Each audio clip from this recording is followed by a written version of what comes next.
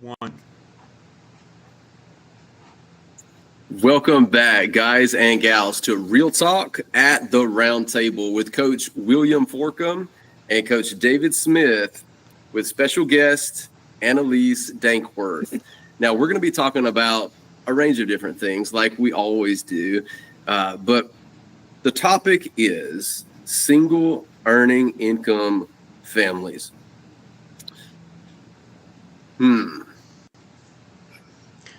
We were all single once. What am I talking? We're all single right now.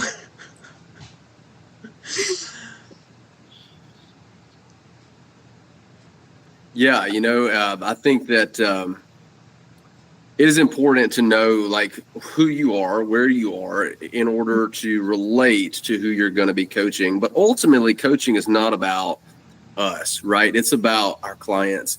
And when we have a niche, we know exactly what type of clients we're looking for, we can get really good at that niche and really serve our clients in a powerful way.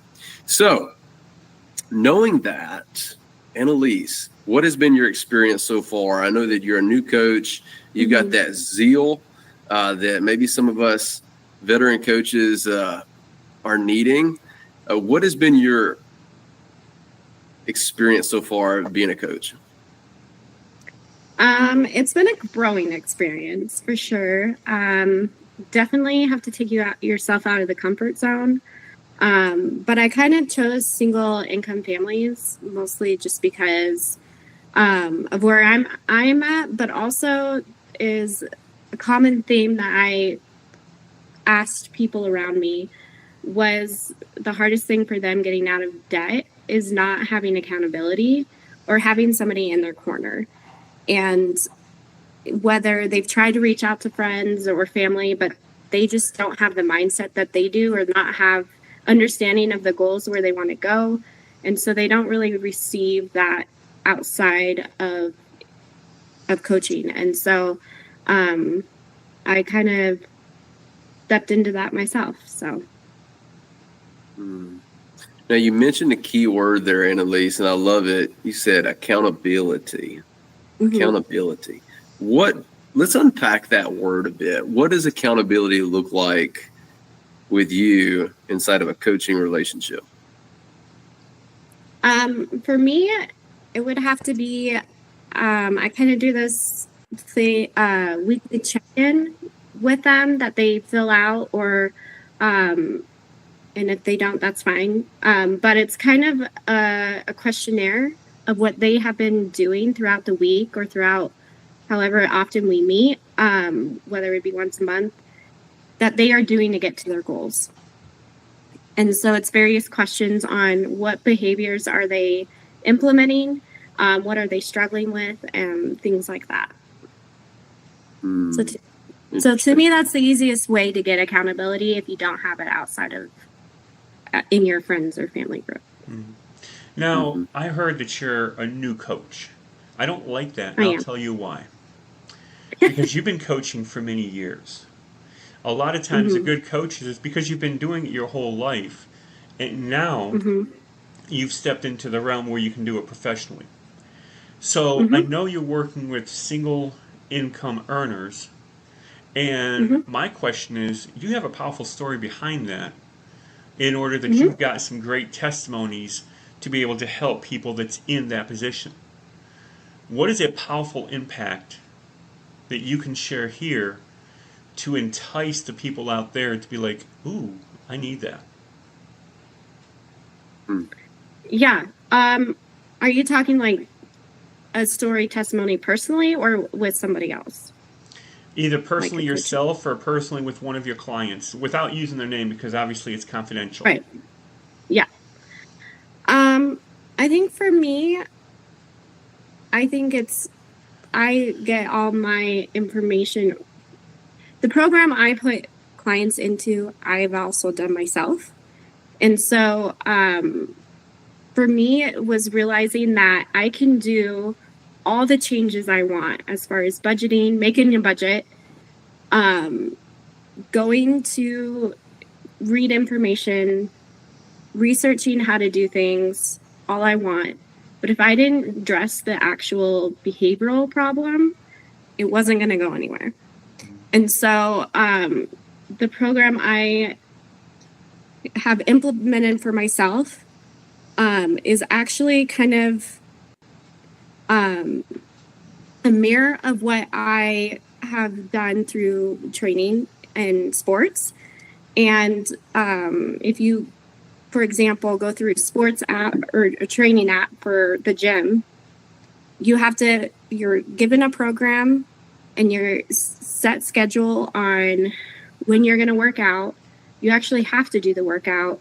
And then you're asked a series of questions on how you felt during that work.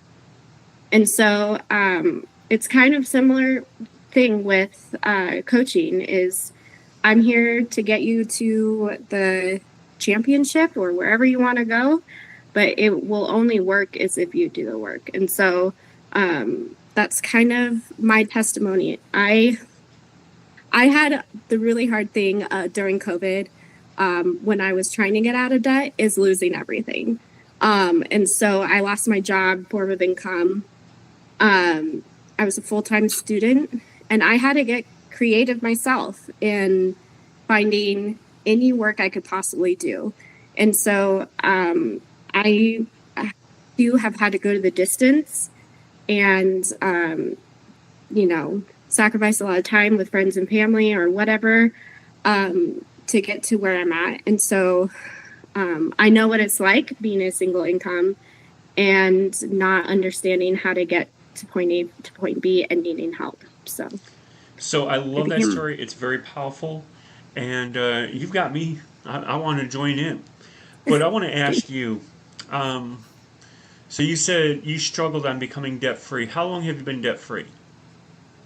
I have been debt-free for a year. And once you became debt-free, how does it feel? It was very liberating. Well, actually, it's very, I had a little trauma response because now I had extra income each month because I wasn't paying debt payments and I didn't know what to do. So let me So it ask was you. adjusting period trying to be able to spend money on extra things that I haven't done I know in a the while. program you put people through, it talks about when you actually own your house, you walk outside barefoot. I did that and it hurt. When you did that, walking out on your lawn barefoot, how did it feel? So I didn't own a home. So Okay, yet. I did, but I did, I think the biggest thing was being able to celebrate without guilt. And so being able to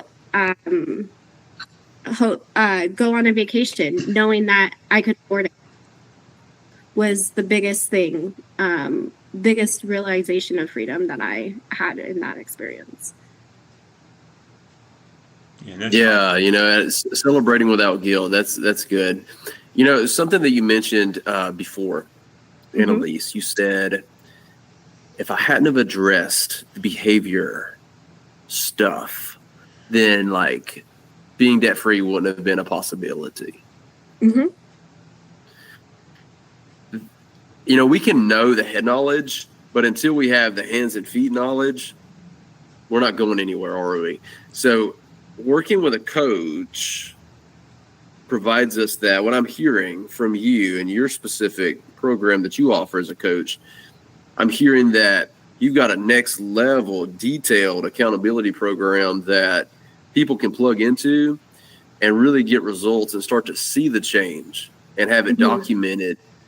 I was doing a budgeting meeting with my coach, and I was going through so much anxiety and fear, and Annelise stood in the gap and reminded me who I was, which, by the way, I think is really the most important part of accountability. Who are you? Like, who are you? I think that maybe we've all been a part of accountability groups that's like, did you go and do that thing? Spend the money or whatever, But really accountability that works, in my experience at least, has been, don't you know who you are? And to hear that is very refreshing. I'm interested, and this may be a little bit unlike me. David knows, but I am interested in the detailed accountability approach. If you want to go into that a little bit deeper, I'm interested. Yeah, definitely. Is there anything specific you'd like me to go into? Yeah. So hypothetically, I'm coming to you, and I've got a goal to give Dave Ramsey a run for his money. And I'm not there yet, and I want to be. What is that first step? Preliminary paperwork, check boxes, as far as like the detailed accountability program. So I would say the first step, given that scenario, is being able to answer the question. I love using this question. Is, are you ready to embrace the opportunity of change? And are you willing to sacrifice, say, like you have 3 years to pay off debt, and you put this opportunity off to have lasting change for another year? Are you wanting to waste a year and then have to evaluate and have the same question and same problem? So for me, the first step is really, what is it going to take for you to get there? And are you willing to, I guess, take the risk invest in your future and get help? Mm-hmm.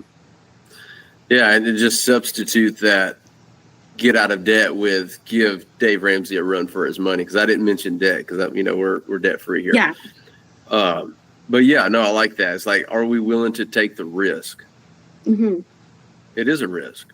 But you know what? It definitely is. I'm just going to put on a stop to that, or a bonus onto that. I want to double Ramsey's income. Now, Ramsey has over $600 million worth of property, over $300 million worth of investments. He's worth over $1 billion. I want to be more than $1 billion. Hey, aim high. Come on now. No, absolutely. I was just thinking that he didn't get there. It didn't drop in his lap.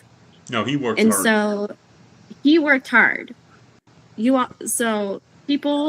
Anyone, whatever goal they have, whether it be weight loss, going to college, whatever it might be, you're gonna have to do the work. And so I think that is where behavioral programs come in handy, is that,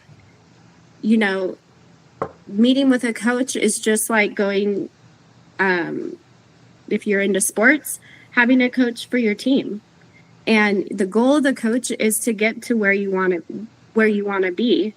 But the relationship is, the coach is there for you, but you also have to do the work yourself. And so having that, whether it be weekly or monthly accountability, is not just for the coach to know, but also for you to know that you were capable of doing that. And you may not have gotten to where you were, but you were a step closer to where you started. So that's what I would say. The biggest key with a coach is they push you to the next level. Mm-hmm. Ever been to Correct. a gym? You see that coach, one more. Give me one more. Give me one more. Give me one more. How many one mores do I have to do? And you struggle. Ugh. Give me one more. It's like, what the heck? And you go to do another one, and you can't do it because you're putting everything you got. And the coach picks it up and says, okay, you're done. Key is pushing you past your limits. What you think is your limits aren't your limits. Push you past your limits to force a change in your life. That's the power of a coach. Mm-hmm. Exactly. Yeah. And you said sports illustration. we never see the coach putting on a pair of shoulder pads, a helmet, knee pads, cleats, going in, not unless if it's the longest yard. And, it's Burt Reynolds doing it, right? But that was a comedy. Like, we don't see that happening. So it's not up to us to win the victory. It's up to us to coach the players so that they go out and execute the plays and win the game.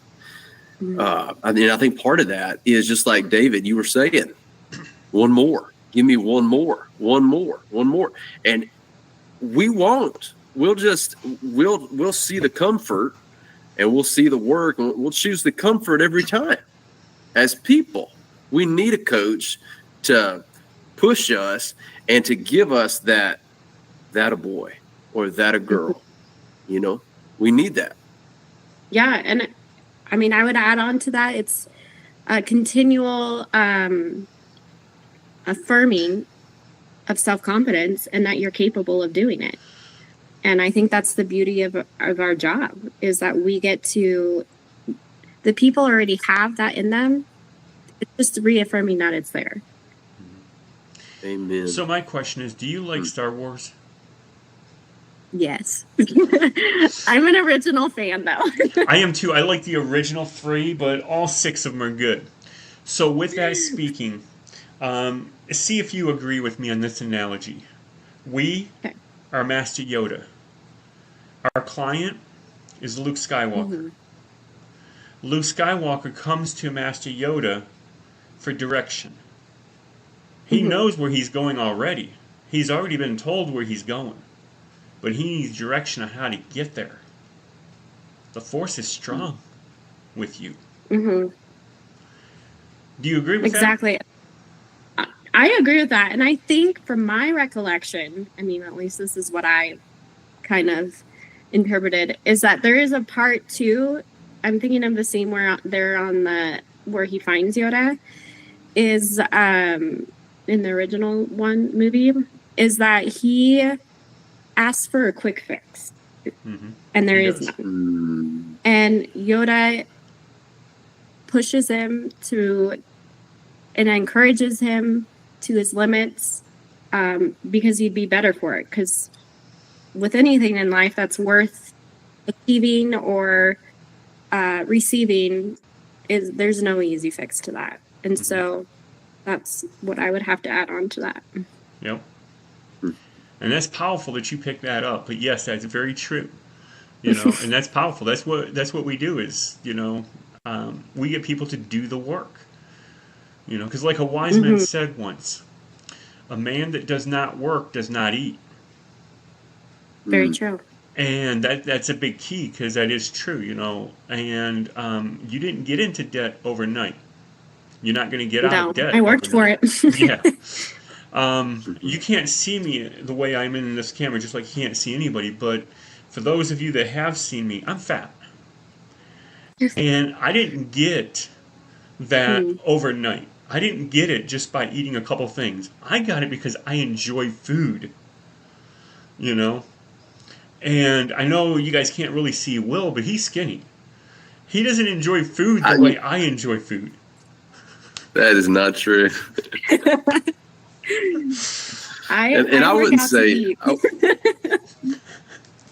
and I wouldn't say that I'm skinny. I mean, just those BMI charts coming from China, I am obese. Okay, 192 at 5'8". So I wouldn't say that I'm skinny by any means. But David, you may have a couple on me.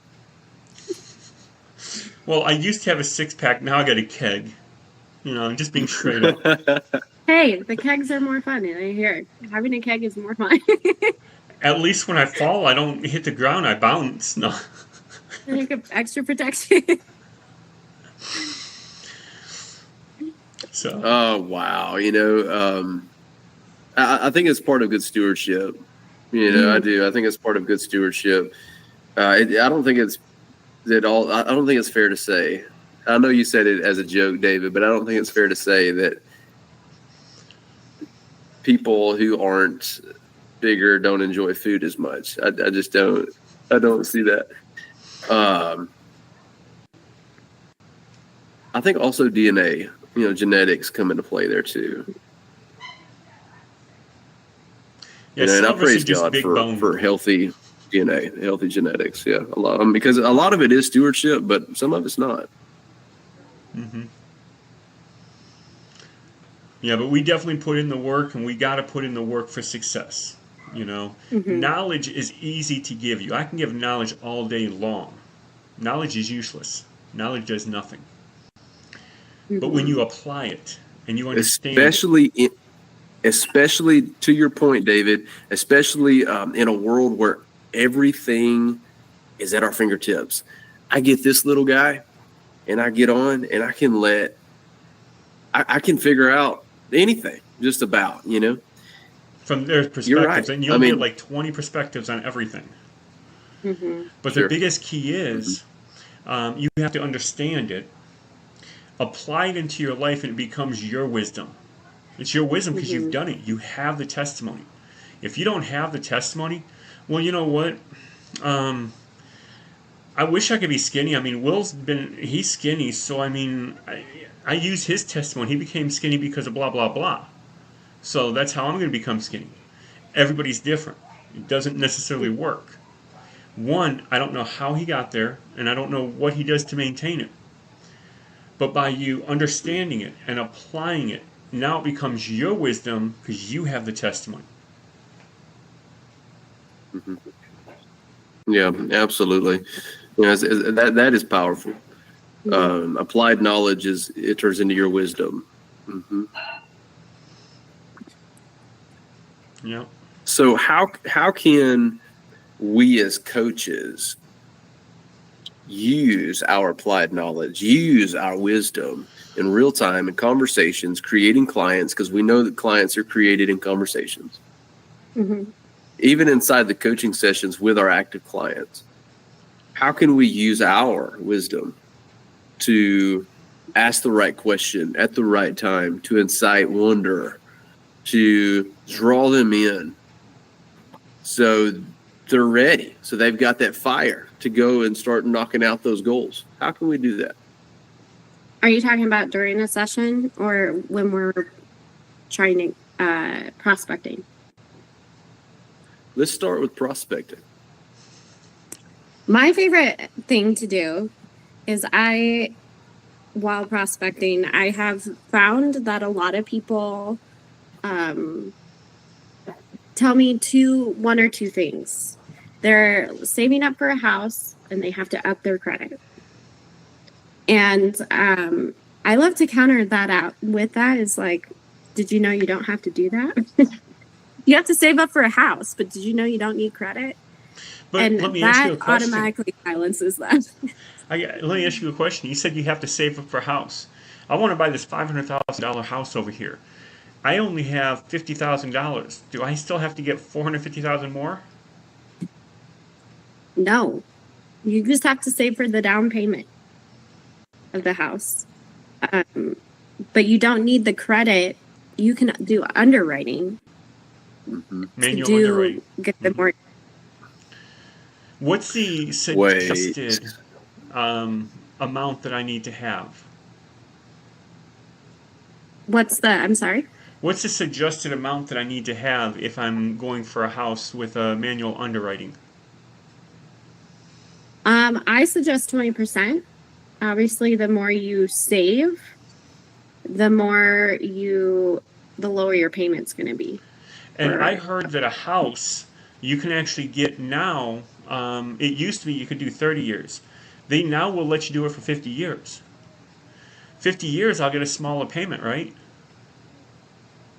No, you would actually be paid more interest, but I have never heard of a 50-year. I've heard 15 and 30.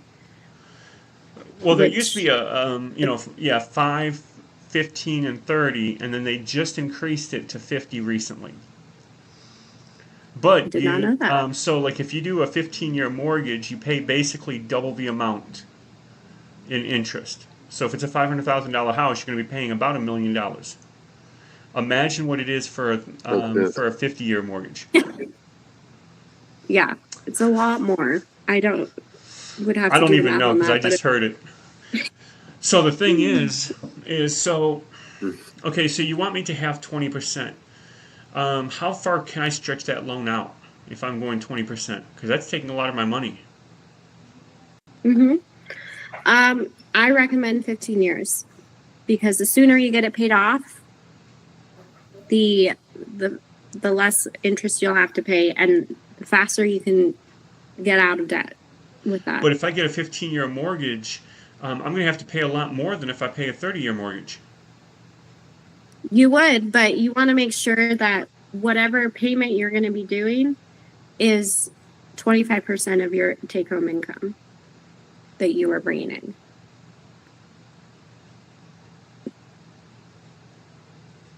Well, what if I pay 50% of my income? Then I would say you're not ready to buy a house. I would say that you should keep saving up to further out your down payment.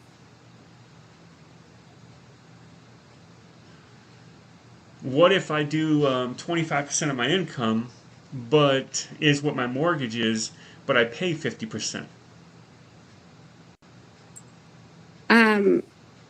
That would be up to you. But I wouldn't recommend that. I would recommend not going further than the 25%. But if you're trying to get out of debt faster and we could look over your finances and see where that's at, then you could do that, but it would be all up to you. I think it's amazing that if you take a 15-year mortgage, if you pay double payments, you'll get it paid off in 5 years. That's insane to think you can have a house paid off in 5 years. I just have to take a second. This is the coach coming out in me. David and I, we co-coach as well. So you do? It's just very natural for me right now. Annelise, your answers to those questions and some of your questions to those questions were very good. Mm-hmm. Yes. Very good. Yeah. Good job. Thank you. I have to ask those questions myself. Myself. And the funny thing is we had no clue where we were going to go. This is live, unscripted, raw, but I love challenging, and I love to put those things out there and give strike back just to see how you push back, and you did wonderful. I loved it. Thanks. Yeah. It's and I've been waiting for this for a minute. This question here, I've been sitting on it. Is there a company that does manual underwriting that doesn't even care about a credit score to buy a house? I'm going to give the Dave Ramsey answer because it's really the only one I know myself. It's Churchill Mortgage. There you go. There's your plug. Now, you know what? I'll tell you another key. There is others out there, but you have to be careful because I've asked a lot of agents, do you do manual underwriting? Oh, yes, of course I do. And then when I start talking to them about it, they don't even have a clue what manual underwriting is. Well, the first thing I need to do is I need to check your credit score. Well, I have no credit score. Because, once you get out of debt, and you have no debt for 3 months, you'll have no score. So it's like, we'll check your credit score just to see where you fall. I have no credit score. That's not going to work. That tells me you don't know what manual underwriting is. But there is other companies, they are just hard to find. But when you find them, they're gems in the rough. And they're key. They work off of your net worth, not off of your credit score. Right. So they're asking for things like W-2s, paychecks. I think it's 2-year income. Yeah. Something like that. 2 or 5. And the biggest key is they're looking at your net worth, not what your credit score is. And so they're looking more on who you are and are you credit worthy, and then they'll do it. Right. And they want a minimum of 20%. If you come in there with 40%, they're going to ask you very few questions. Oh, you got 40% already? Okay, let's sign the house. If you're going the bare minimum, 20%, then they're looking at everything to see if they want to take the risk.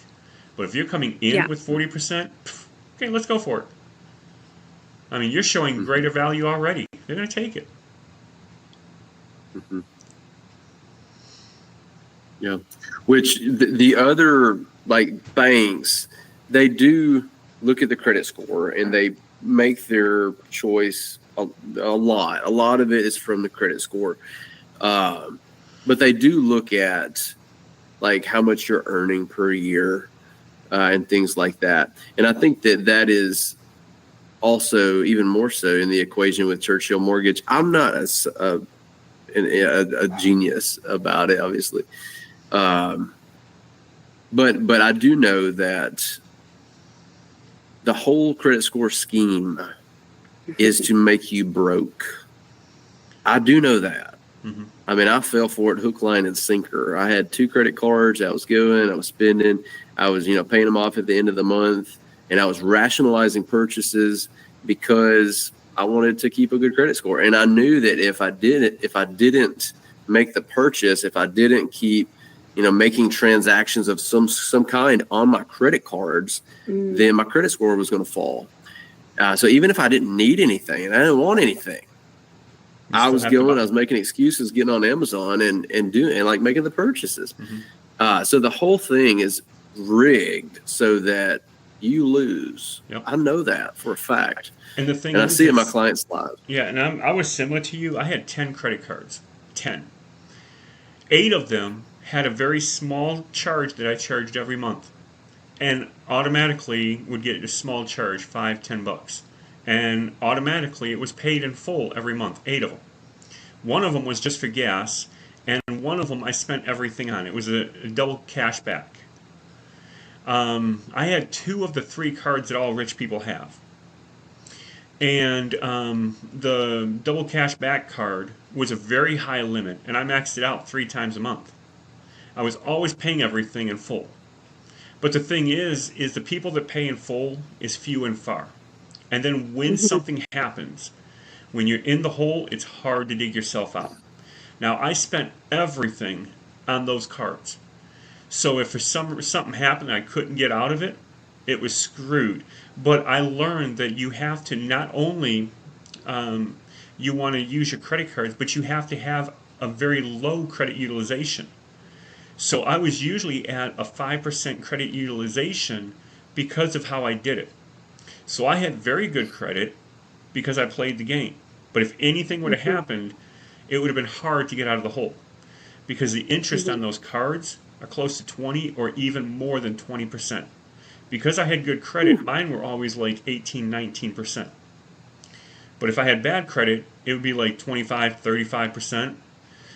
But even 18%, if you have to pay it, it's hard to get out. And 99.99% of the time, I never had to pay the interest. But when I was going for debt free, and I have to get everything paid off and closed out, I carried a balance for a short bit. Because I would pay it off, but I need to charge back on there. So when I went debt free, I had to pay off half of it, and then work on paying the other half off. Because if I paid it off, I didn't have money to spend on life. So I had to go into a plan to work on how to get it paid off. But 9 of those cards I closed out. There's a 9-week course that we take. And the first class I took it, no, this ain't for me. Yeah, it is. Go back. Okay. Second class, oh, you got to cut up your credit cards. Not me. I have 10 of them I have. So the third class, I went and cut 9 of my 10 credit cards up. One of them was a metal card. Now, to be honest with you, 8 of them had a very small balance. It was easy to pay those off, right? Because those were only for manipulation anyhow. All my cards were like $5, $10, $20,000 cards. I didn't have no cheap cards. And but 8 of them were very easy to pay off. Usually only $5, $10 to pay them off. So I played the game. But, it's funny that now the credit reporting agencies have a credit card. Oh, these aren't a credit card. There's something to help you out. But they'll build your credit. So it's a credit card. But it's not a credit card, but it'll build your credit. And it's funny when they realize they're losing a lot of business because people are stopping credit cards and they're using debit cards and not credit. They're like, wait a second, something's happening. We need to get in that game. Yeah. And if you notice now, you can earn cash back on your purchases with a debit card. Yeah, there used to be only one, and that's one that I push to Mm-hmm. people. But now there's several. Well, I'm talking about with your debit card. Yeah, with debit So you're cards. talking about getting in the game with people using debit cards. Yep. That is how they're doing it. Yeah. Yep. Yeah, because it used to be Discover has a credit card, but they also have a bank. Mm-hmm. And Discover was the only one that had cash back on a debit card.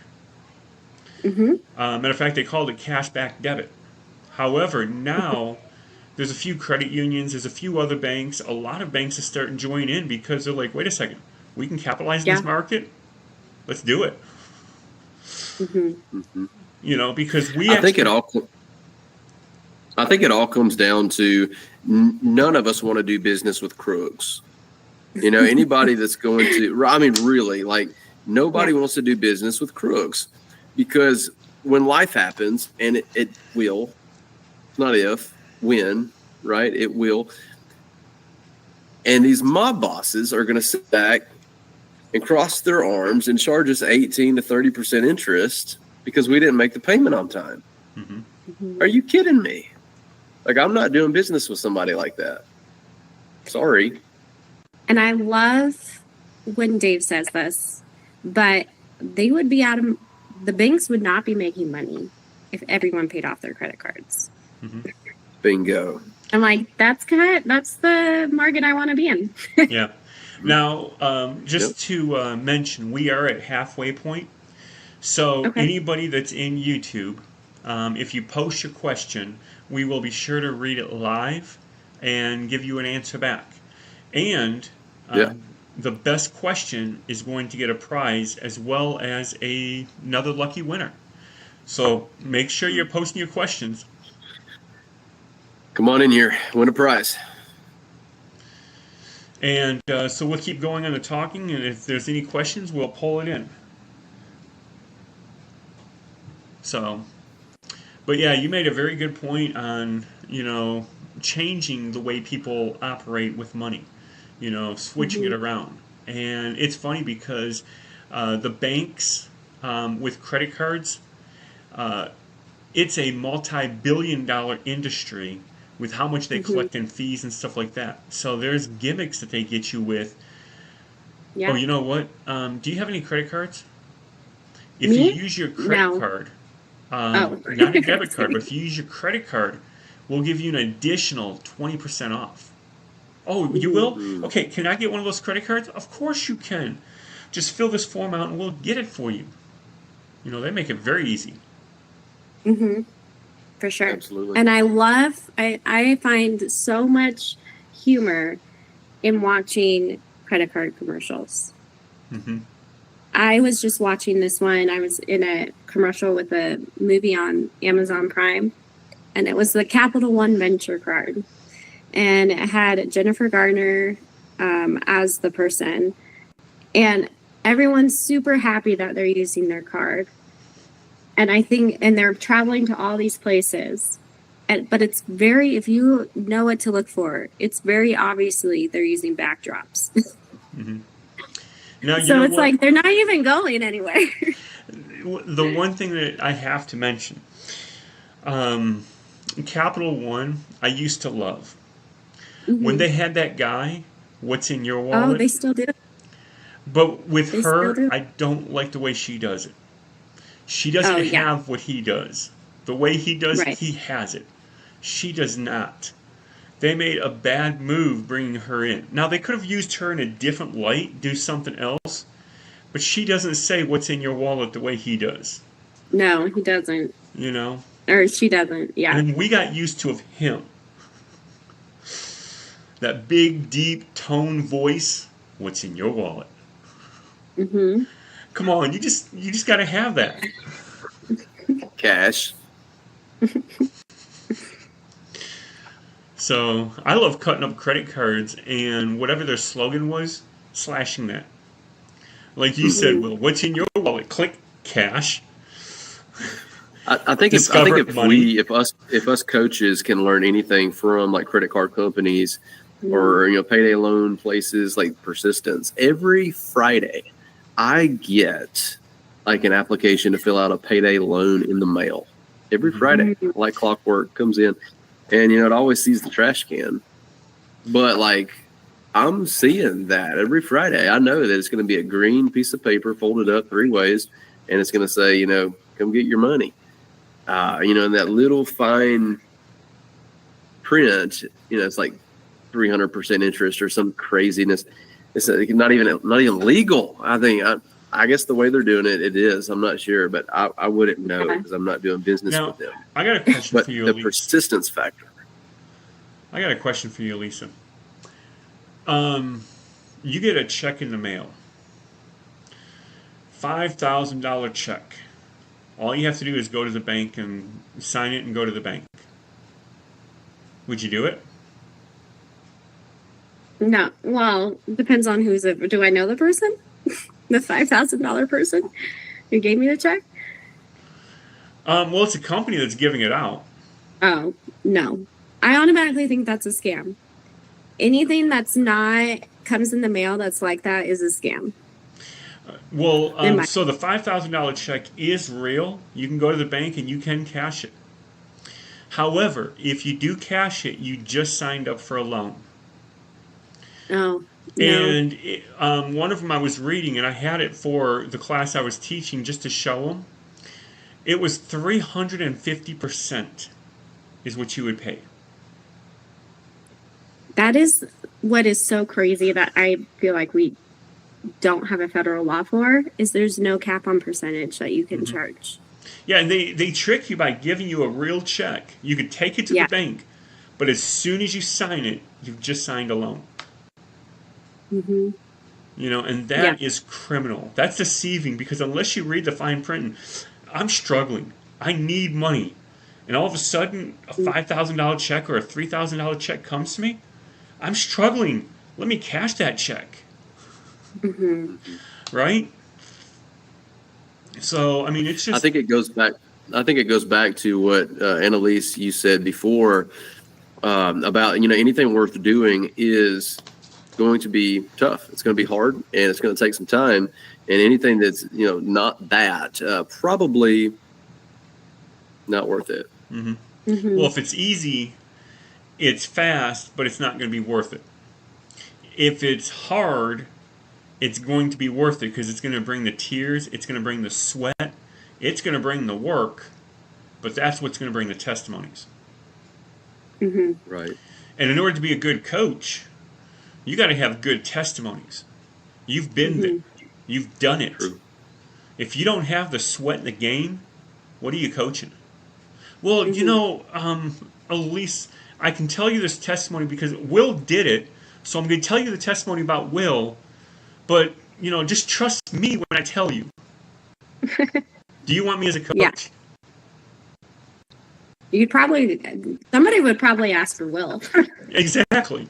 They don't want me because I'm giving somebody else's testimony. I'm not giving my own. Right. Well, what have I actually done? That's right. Grass is greener on the other side. I'm telling you Will's story, but I don't really know his story. I just know what I heard. So how can I coach with his story? I need to coach with my story, right? Right. I can tell you this is how you do it. Well, how do you know? Because I was there. I was down there. I was in that. I had an apartment one time in the worst of the worst cities. I was gone for 3 weeks. My place was stripped clean. I'm talking clean. The wires and everything was stripped out. 3 weeks is all it took for everything stripped. I lived in a city. I had to take the radio out so that nobody would break into my car because they would steal the radio. And I had to have the car 10 years old so that they wouldn't want to steal it. Unless you've been there, you don't really know. Well, I heard if you live in certain cities, you can't have a radio. Yeah. You learn to live with silence. How can you do that? I got to have a radio. Well, if it's going to be stolen anyhow.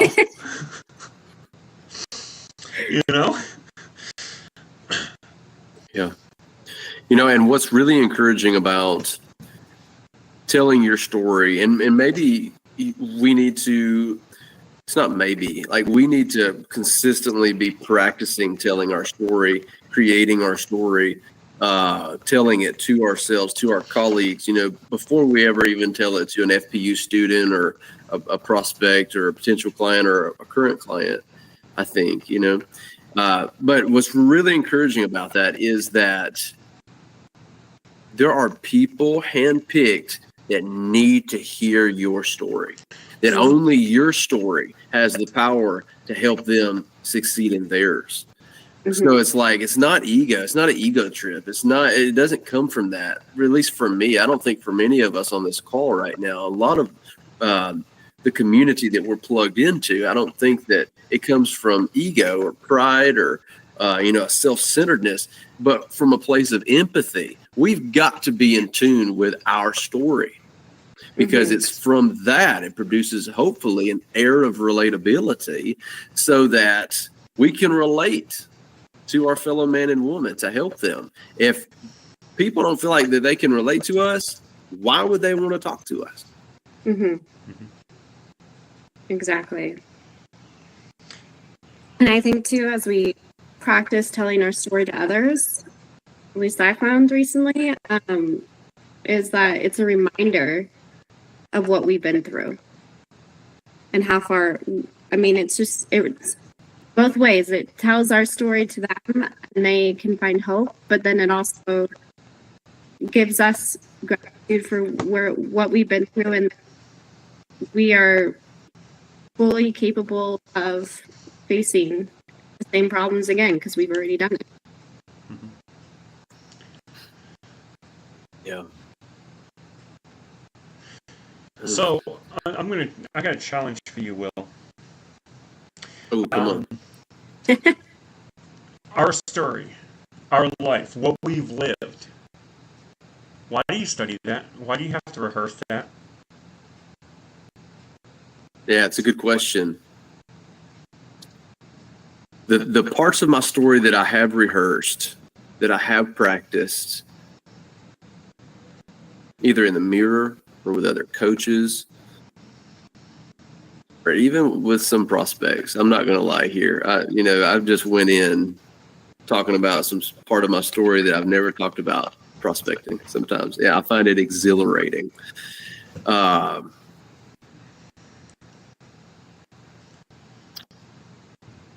think there's a nugget for the curious mind to grab onto and to say, either this helps me or this is not useful. And I'm willing to take that chance and to take that leap and to be vulnerable and to speak from a place of brokenness. I'm willing to do that.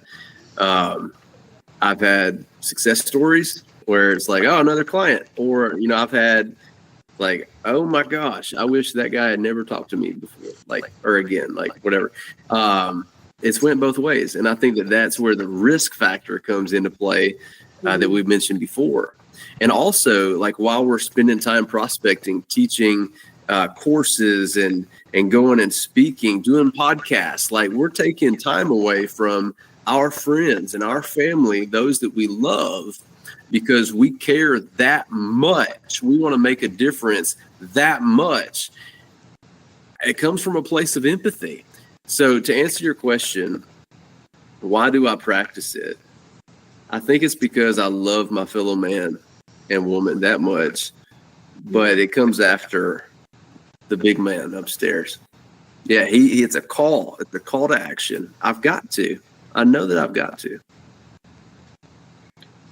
And to add on that, I think it's rather selfless to know what it's like to be, and this particular podcast, financially free, and not to share it with people.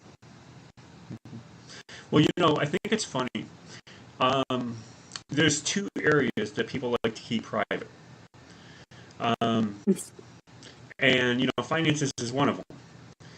And Elise, I love you. Annelise, I love you. You're great. You're awesome. And I'll tell you anything about my life except my money. You don't need to know anything about that. Matter of fact, I'm going to go a step further. Even lovers. Unless they're married, very few actually know the real stakes of their money. Matter of fact, even in marriages, a lot of marriages, they have hidden accounts that they don't tell the other one. So I have a challenge for you, Annelise, if you're willing. I'm one of your clients. I'm very open to you because I gotta be, because you're supposed to be helping me. So I'm gonna be open. And I'm helping you. You're helping me with my money. So I told you about most of my money. I think it's all of it. But the next month there was something I forgot to tell you. And then the next month there was something else. How do you challenge me to actually open truly up and actually give you all of my finances? That is a good question. I'm just going to say what first comes to mind. Mostly because I've had to deal with this with somebody in my life. And I simply told them, it's not hurting me. It's hurting you. You're lying to yourself and in denial. I mean, I probably would not be that harsh towards a client, but in reality, that's kind of what is happening. But if I completely open up to you, if I give you everything, you can hurt me. And how would you think I would hurt you? Well, if you know everything and if you blab it, I mean, that can really hurt me if people know where my money is. Because I have some hidden stashes I don't want to share. But if I open that up, I can get hurt. If for some reason I do something you don't like me no more, and then you're going to turn my money into somebody else, or you tell a friend and they break into my house because I have a hidden stash underneath my mattress, I don't want to completely open up because it makes vulnerability.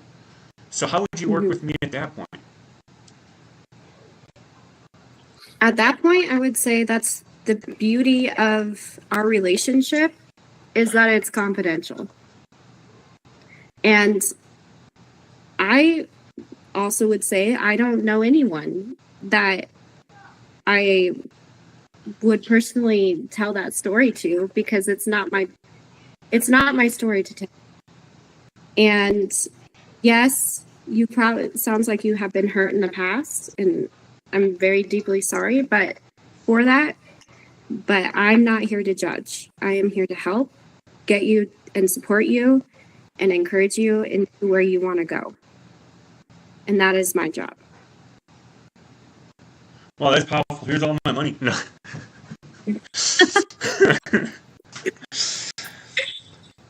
Okay, so we're at the point now. Unfortunately, we didn't have any questions in chat. But we're at our point where we like to talk about 3 ads.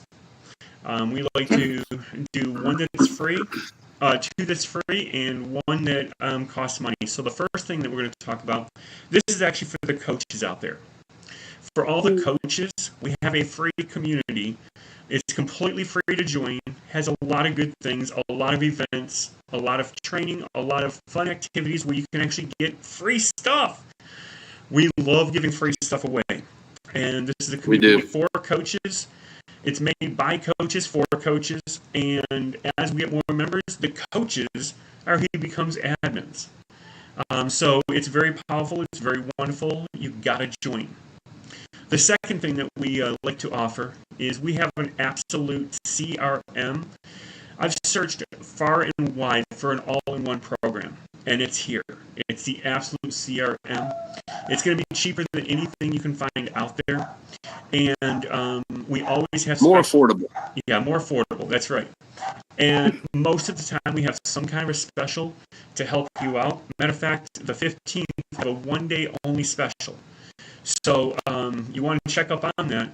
And that brings up the third thing I'm going to talk about, and that is going to be we have a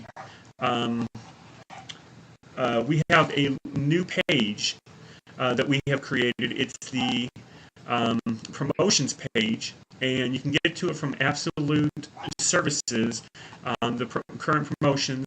When you click on it, or the link is below, it's going to show you all of our current promotions. Matter of fact, all the military personnel, we always have an appreciation for the military because we thank them. The promotion we have coming up, it's called Give Something Away Appreciation. If you go to the website National Day of the Year, they have something every single day. Like the 7th was World Chocolate Day. The 12th is National Symphony Day. On the 15th is National Give Something Away Day. And on the 25th is National Fudge Sunday Day. Now, there's always something, and you can always check out something that's going on. However, every day that there's something cool going on, we're going to work with that as well. So the 15th is National Give Something Away Day. So we have Give Something Away Appreciation. Now, if you're not a coach and you're looking for coaching sessions, we will give you 2 free sessions. On that one day only, you're going to be able to sign up for 2 free sessions. That's something that we're giving away. And on the same thing for coaches, we're giving 1 month of the standard for free. That's a whole complete month of the standard. Now, the standard is the bare bones. If you want the premium package, that's what gives you the snapshot and other things. You just pay the upgrade for it, but you actually get the standard for 1 month for free. And that's on that one day only. But you're going to get to check out this page. It's going to give you all the promotion that's going currently on. And so it'll let you know when things are coming up and what we're doing and all that kind of stuff. So you definitely want to check that page out. And that link is below. And we also have another great special announcement. Annelise, you want to tell us about it? Yes. I just want to say thank you for watching this. And I am the founder of Blossom and Thrive Coaching. And like mentioned in this podcast, if you are a single income maker, and you're just so sick and tired of the same narrative with your finances, I would love to be help you out with that. And so you can use the following link for further information. And you know what I do have to say? I threw a lot of quizzes at you, a lot of challenges, and you did very good. If I needed a coach, I have 2 coaches currently, but if I needed a coach, I'd probably sign up with you because, I mean, you were able to handle those pretty well. And I was trying to trip you up. I really was. So you did phenomenal. Thank you. Are there any last words you have to say, Will? Yeah, absolutely. Thanks for asking. Annelise, thanks so much. I'll reiterate what David said. You were awesome. I kind of had a feeling it was going to be like this. You know, it's good to have the confirmation. So, yeah, thanks for being on. We'd love to have you on again sometime next year. We'll be in touch. All right. Sounds great. We do book up far. And so for the coaches, I think we're already booking in November. But we do book far. It's usually 3 months out because we are a hot topic. So make sure you get with Will because he'll get you on our schedule. Now, Annelise, did you have any final words? I just am thankful for this opportunity. And I am very excited to see how your guys' podcast helps others, coaches and anyone out there. And I'm excited to be part of this community. And thank you so much. And we'll see everybody the same bat time, same man channel next week. Thank you.